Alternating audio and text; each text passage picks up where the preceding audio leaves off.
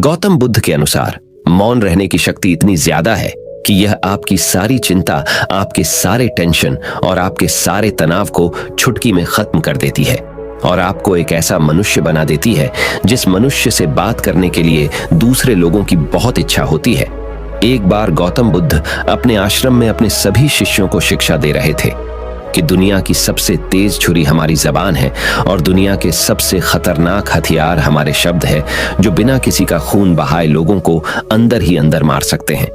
हमारे शब्द हमारी ताकत हो सकते हैं उसी के साथ, लेकिन यह हमारी सबसे बड़ी कमजोरी भी हो सकते हैं अगर हमें नहीं पता कि कब, कहां और क्या और कितना बोलना है। यदि हम सही समय पर सही इरादे के साथ सही शब्दों का प्रयोग करते हैं तो यह हमें एक सफल व्यक्ति बनाता है। लेकिन अगर हम सही समय पर सही इरादे से सही शब्दों का इस्तेमाल नहीं करते तो यह हमारे जीवन को नर्क से बदतर बना सकता है। तो दोस्तों, आज की स्टोरी के माध्यम से मैं आपको बताने वाला हूं कि चुप रहकर कैसे हम अपने जीवन को बदल सकते हैं। आपको चुप रहने की शक्ति का एहसास इस वीडियो में होने वाला है। वीडियो शुरू करने से पहले कमेंट बॉक्स में नमो बुद्धाय लिखकर वीडियो को लाइक जरूर करें। तो चलिए शुरू करते हैं। इस कहानी को जापान में एक बहुत ही प्रसिद्ध बौद्ध भिक्षु रहा करते थे। उनका नाम रिसाई था। रिसाई अकेले रहते थे। दुनिया के शोर शराबे से दूर जंगल में वो रहते थे और वह बड़े ही ध्यानी और प्रभु भक्त व्यक्ति थे, इसलिए वह पूरे जापान में बहुत अधिक प्रसिद्ध थे। एक दिन एक राजकुमार रिसाई के पास आया और बोला, हे प्रिय भिक्षु, मैं हमेशा थका हुआ, निराश और परेशान महसूस करता हूँ। मेरा मन बहुत अशांत रहता है। हालांकि मेरे पास सब कुछ है, दौलत, शोहरत, सुख सुविधाएं जो हर व्यक्ति चाहता है या पाने की इच्छा करता है, लेकिन फिर भी मेरे अंदर इतनी अशांति और चिंता क्यों है? रिसाई ने उसकी बात बहुत ही ध्यानपूर्वक सुनी और कुछ सोचने के बाद कहा, तुम इस प्रश्न का उत्तर जानते हो, बस तुमने कभी इस प्रश्न को हल करने की कोशिश नहीं की है। रिसाई ने आगे कहा, मैं एक रिसर्च करना चाहता हूं, क्या तुम मेरा साथ उसमें दोगे? इस रिसर्च के बाद तुम्हारे जीवन में किसी भी तरह की अशांति और चिंता नहीं रहेगी। ये बातें सुनकर राजकुमार बहुत हैरान था। उसने रिसाई से कहा, बताइए मुझे क्या करना होगा? अपने मन की शांति के लिए मैं कुछ भी करने को तैयार हूं। राजकुमार की इन्हीं बातों को सुनकर भिक्षु ने कहा, तो फिर आप अगले 15 दिन के लिए मेरे आश्रम में रहोगे और एक सामान्य व्यक्ति की तरह अपना जीवन व्यतीत करोगे और इन 15 दिनों में तुम अकेले और चुपचाप रहोगे, जितना हो सके कम बोलोगे। राजकुमार उस भिक्षु की बातें सुनकर सहमत हो गया। पहले दिन राजकुमार को लगा कि उसका मन सामान्य से अधिक अशांत और विचलित है। उसके मन में तरह तरह के विचार आ रहे हैं थे और वह आम लोगों की तरह जीवन जीने में असहज महसूस कर रहा है। उसे अंदर से बोलने की इच्छा हो रही थी, लेकिन वह चुपचाप रहा। उसके मुंह से एक भी शब्द नहीं निकला, बस वह चुपचाप बैठा रहता। लेकिन रात होते होते उसे अंदर ही अंदर शांति का अनुभव होने लगा। उसके लिए यह अनुभव अजीब था। वह खुद से पूछ रहा था कि वह अंदर ही अंदर इतना खुश क्यों है और उसकी आंतरिक बेचैनी और चिंता कम क्यों होने लगी है। अगले दिन राजकुमार अकेला चुपचाप बैठा रहा और वह प्रकृति को निहार रहा। वह पौधों को, फूलों को, आकाश में उड़ रहे पक्षियों को, वह अपने जीवन में पहली बार यह अद्भुत दृश्य महसूस कर रहा था कि उसके पास कितनी सुंदरता है। वह दिन भर प्रकृति की सुंदरता को निहारता रहता और उसकी ताजगी को महसूस करता रहता। इसी तरह से 10 दिन बीत गए और उसके मन की सारी बेचैनी, सारी हलचल, सारी उथल पुथल और सारा तनाव गायब हो गया। 11वें दिन की सुबह राजकुमार फिर से एकांत में बैठ गया और कुछ ही मिनटों में उसकी आंखें अपने आप बंद हो गईं और वह गहरे ध्यान में चला गया। वह पूरे दिन वहीं पर आंखें बंद करके बैठा रहा और गहरे ध्यान में डूबा रहा। ना कोई शब्द, ना कोई चिंता। राजकुमार भीतर से असीम शांति और आनंद से भर गया। राजकुमार अपने बाकी के 4 दिन इसी तरह गहरे ध्यान में व्यतीत करने के बाद 15 दिन बाद रिसाई के सामने प्रस्तुत हुआ और रिसाई को प्रणाम करके बोला, प्रिय भिक्षु, मुझे उत्तर मिल गया कि मेरे मन में इतनी उथल पुथल और चिंता क्यों थी। मैं जान गया कि मेरा मन इतना अशांत और विचलित क्यों था। रिसाई मुस्कुराते हुए पूछा, बताओ क्या उत्तर मिला तुम्हें? राजकुमार ने कहा, मैं आवश्यकता से अधिक बातें करता था। मैं किसी पर भी अपने शब्द और ऊर्जा व्यर्थ करता था। मैं दिन भर अपने लोगों से फालतू की बातें करता रहता और फिर उन्हीं के बारे में अकेले में सोचता रहता और ज्यादातर समय नकारात्मक ही सोचता रहता। इस तरह मैं बस अपना समय बर्बाद कर रहा था। ज्यादा बोलने और नकारात्मक सोचने की वजह से मेरा मन अशांत और बेचैन हो गया था, और इसी वजह से मैं किसी भी काम को ठीक से नहीं कर पा रहा था, जिसकी वजह से मैं हर काम में असफल होने लगा। और फिर इन्हीं लगातार मिलने वाली असफलताओं की वजह से ही मैं और भी उदास और चिड़चिड़ा हो गया। इन्हीं सभी चीजों की वजह से मेरा जीवन नष्ट हो रहा था। लेकिन यहाँ पर बिताए हुए 15 दिन मेरे लिए पूरी तरह से अलग थे। मुझे कुछ अलग ही एहसास यहाँ पर हो रहा था। अब मुझे ऐसा लग रहा है मैं अपना जीवन पूरी तरह से जी रहा हूँ, लेकिन इससे पहले मैं अपना जीवन गलत तरीके से जी रहा था। और मैंने यह भी सीखा कि हमें सिर्फ ध्यान करने की जरूरत नहीं है। ध्यान अपने आप होता है जब हम शांत और मौन होते हैं। ध्यान के पिछले कुछ दिनों के दौरान मैंने जो पहली चीज सीखी वह यह है कि मनुष्य के जीवन की सबसे महत्वपूर्ण चीज स्वयं को जानना ही है। यह सुनकर रिसाई ने कहा, सिर्फ तुम ही नहीं, दुनिया में ज्यादातर लोग जरूरत से ज्यादा बोलते हैं। आज भी लोग ज्यादातर समय केवल एक दूसरे को नीचा दिखाने के लिए ही बोलते हैं। कुछ लोग ना चाहते हुए भी बातें करते हैं और अपना जीवन बर्बाद कर लेते हैं। रिसाई ने राजकुमार को चुप रहने का महत्व समझाते हुए कहा। एक बार गौतम बुद्ध से उनके शिष्यों ने पूछा, प्रिय बुद्ध, आप ज्यादातर समय चुप क्यों रहते हैं? बुद्ध ने कहा, क्योंकि चुप रहने से व्यक्ति अंदर से अनंत शांति की गहराइयों में होता है। मौन अपने भीतर उतरने की पहली सीढ़ी है। मौन के बिना स्वयं को जानना असंभव है। स्वयं को जानने और समझने का पहला नियम है कि मौन हो जाओ। उतना ही बोलो जितना अत्यंत आवश्यक हो। बेफिजूल की बातें करना छोड़ दो। तुम अचानक पाओगे कि 90% से भी ज्यादातर लोग व्यर्थ ही ज्यादा बोलकर अपना समय बर्बाद कर रहे हैं। ना बोलने का कोई भी नुकसान नहीं है, लेकिन यदि आप ज्यादा बोलते हैं तो आप अत्यधिक गलती कर देते हैं। अगर व्यक्ति कम बोलना शुरू कर दे तो दुनिया की 90% मुसीबतें कम हो जाएगी, झगड़े फसाद कम हो जाएंगे, उपद्रव कम हो जाएंगे। अगर लोग थोड़ा चुप रहना सीख लिए, संसार की बहुत सारी समस्याएं हैं, बहुत सारा उपद्रव सिर्फ बोलने से पैदा होते हैं। सारी बात मौन सीखने की है। जब तुम नहीं बोलते तब तुम एकांत में अकेले हो गए। भरे बाजार में भीड़ में खड़े हो नहीं बोलते। हिमालय के शिखर में पहुंच गए। जिसने मौन की कला जान ली वो भीड़ में भी अकेले होने की कला जान लेता है।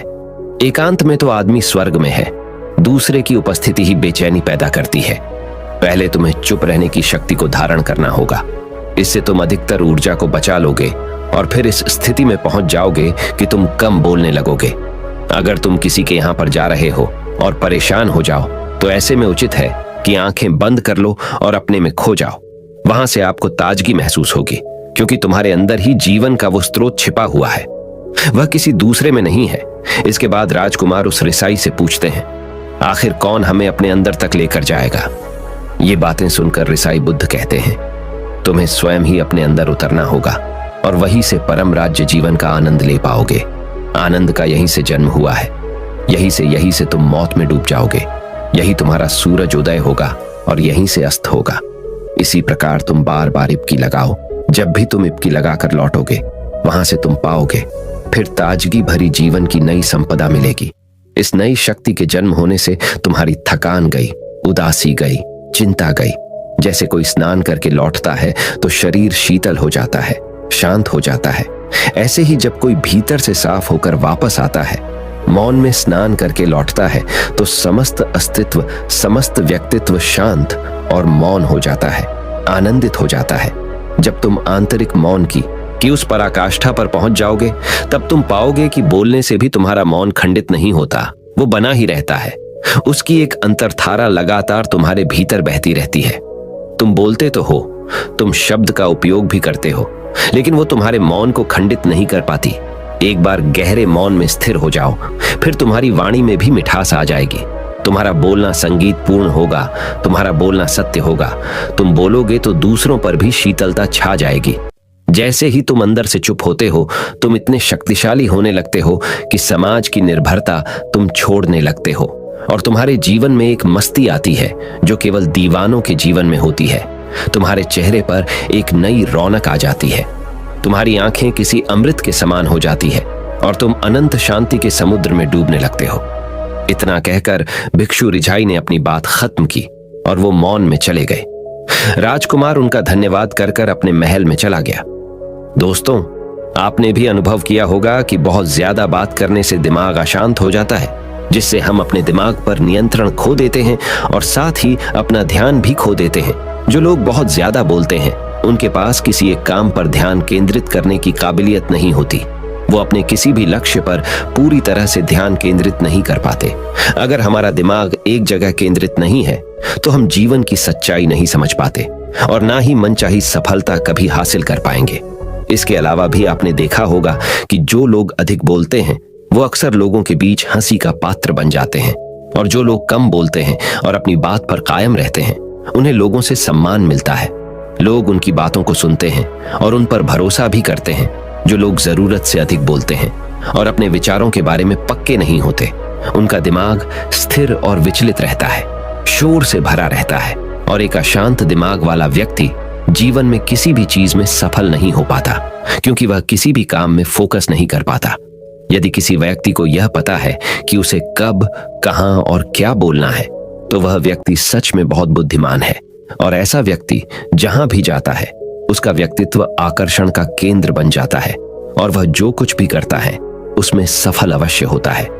अगर हम किसी महान और सफल व्यक्ति के व्यक्तित्व को गहराई से देखें तो पाएंगे कि वो कम बोलते हैं और कम से कम शब्दों में अपनी बात खत्म कर देते हैं। वो बोलने से पहले वो चीजों और जिसके बारे में उसे बोलना है उनके बारे में गहराई से सोचते हैं। लेकिन जो लोग बहुत ज्यादा बोलते हैं, बहुत बार वो झूठ भी बोलते हैं और अपनी बातों से दूसरों के मन और विचारों पर कचरा डालते रहते हैं। वह ज्यादातर समय दूसरों की बुराई करते रहते हैं, इसलिए उनके अपने भी उनसे नफरत करने लगते हैं और उनसे बचने की। सभी शिष्यों ने अपनी शक्ति के अनुसार छोटे बड़े संकल्प लिए और गुरु को अपने अपने संकल्प के बारे में बताकर वहां से चले गए। लेकिन वह शिष्य जो खुद को सबसे अलग और बड़ादा दिखाना चाहता था, वह सीधे गुरु की कुटिया में पहुंच गया और बोला, मैं कोई छोटा मोटा संकल्प नहीं लेना चाहता, बल्कि खुद की ही जैसे एक बड़ेढ़ा और महान संकल्प लेना चाहता हूं। कृपया आप ही बताएं, क्या संकल्प लेना चाहिए? उसकी यह बात सुनकर गुरु मुस्कुराए और बोले, क्या तुम मेरे द्वारा दिए गए संकल्प को पूरा कर पाओगे? क्या तुम्हारे लिए उसे पूरा करना संभव होगा? शायद नहीं। वह तुम्हारे लिए संभव नहीं है, तुम उसे पूरा नहीं कर पाओगे, इसीलिए तुम खुद ही कोई संकल्प ढूंढो। शिष्य ने कहा, नहीं गुरुदेव, आप जो भी संकल्प मुझे देंगे मैं जरूर उसे पूरा करूंगा। गुरु ने कहा, ठीक है, तो तुम अगले 1 महीने तक चुप रहोगे, मुंह से एक शब्द भी नहीं निकालोगे, यही तुम्हारा संकल्प है। शिष्य ने कहा, गुरुदेव, यह भी कोई संकल्प है? यह तो बहुत ही आसान है, 1 महीने तक चुप ही रहना है। आप कोई बड़ढ़ा संकल्प दीजिए जो मेरी योग्यता के लायक हो, जिसे पूरा करने में मुझे समस्या हो। गुरु ने कहा, पहले तुम इस संकल्प को तो पूरा करके दिखाओ। शिष्य ने गुरु की बात मान ली और वह उसी समय चुप हो गया और पलटकर कुटिया से बाहर चला गया। उसे चुप रहना बहुत आसान लग रहा था। उसने एक दिन तो जैसे तैसे चुप रहकर काट लिया, लेकिन दूसरे दिन से उसके मन में ना बोलने का बोझ बढ़ने लगा। तीसरे दिन उसे भारीपन महसूस होने लगा और चौथे दिन उसके अंदर एक अजीब सी बेचैनी होने लगी, क्योंकि आसपास आश्रम के सभी शिष्य एक दूसरे से बातें कर रहे थे। वह भी अपना पक्ष उनके सामने रखना चाहता था, उनकी बोलती बंद कर देना चाहता था, लेकिन उसका संकल्प उसके आड़े आ रहा था। इसीलिए वह पूरे दिन सिर्फ मुंह और आंखें बनाता रहता। इसी तरीके से कुछ दिन और बीते और वह शिष्य बीमार पडीडीएच गया। उसका सिर फटा जा रहा था, उसका खाने पीने तक का मन नहीं कर रहा था, वह सिर्फ बोलना चाहता था।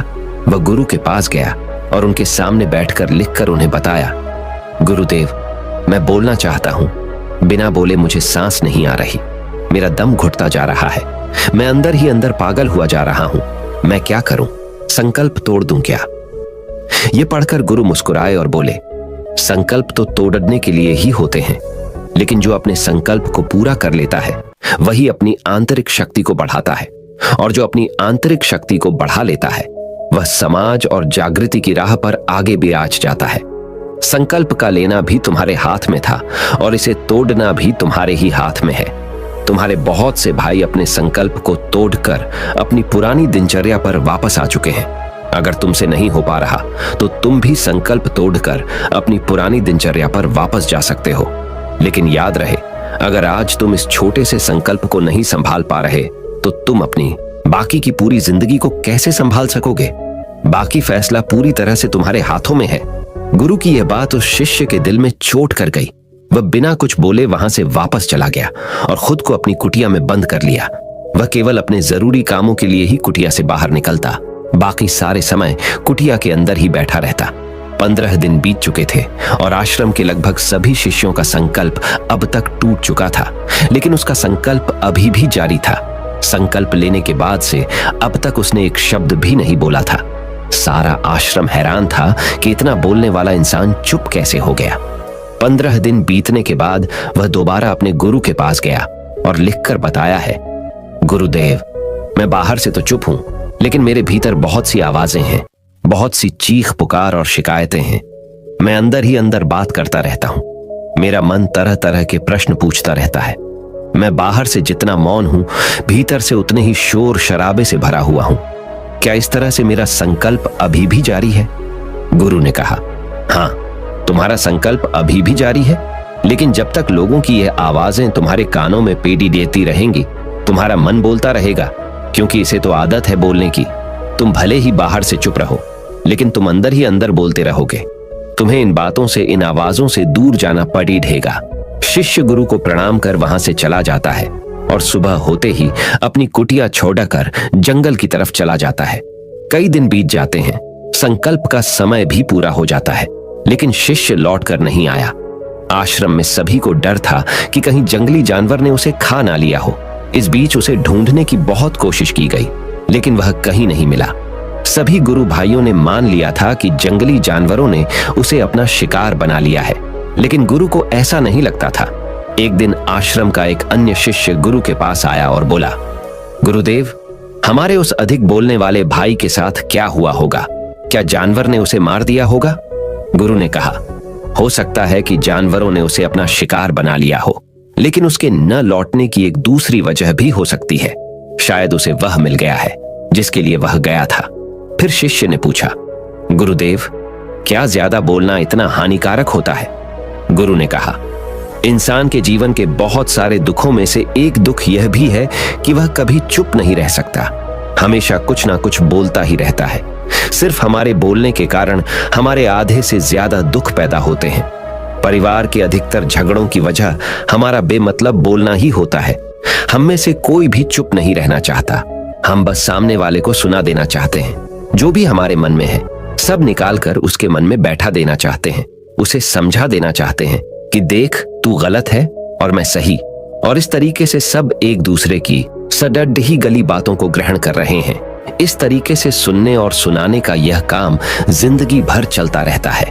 लेकिन इस नासमझी में हम अपना समय, अपना जीवन, अपनी समझ और सबसे महत्वपूर्ण व कीमती पल जो जिए जा सकते हैं, जिनको अनुभव किया जा सकता है, जिनमें आनंद को प्राप्त किया जा सकता है, यह सब खो देते हैं। लेकिन इसके बदले हमें मिलता क्या है? कुछ नहीं, सब व्यर्थ और बर्बाद हो जाता है। इस पागलपन में हमने क्या खो दिया? इसका एहसास केवल कुछ ही लोगों को हो पाता है। बाकी लोग जैसे उन्हें अपने आने का पता नहीं, वैसे ही उन्हें अपने जाने का भी पता नहीं चल पाता। शिष्य ने कहा, तो फिर इसका समाधान क्या है? गुरु ने कहा, पूरी जागरूकता के साथ अपने विचारों को देखना यही एकमात्र तरीका है। सारी मानसिक समस्याओं का वर्तमान में रहकर चिंतन करना, पूरी जागरूकता के साथ अपना काम करना जिंदगी में चमत्कारिक बदलाव ला देता है। उसके बाद वह शिष्य गुरु से अपने प्रश्नों का उत्तर पाकर उनको प्रणाम करके वहां से चला गया। उस शिष्य को आश्रम छोड़कर गए हुए 3 महीने का समय बीत चुका था, लेकिन उसकी कोई खबर न थी। अब तक तो सभी गुरु भाइयों ने भी उसके वापस लौटने की उम्मीद छोड़ दी थी, लेकिन एक दिन वह आश्रम लौट आता है। उसे देखकर सभी के आश्चर्य और खुशी का ठिकाना न रहा। लेकिन अब वह नहीं था जो यहां से गया था, वह कुछ और ही बनकर वापस आया था। उसके अंदर एक गजब का बदलाव महसूस किया जा सकता था।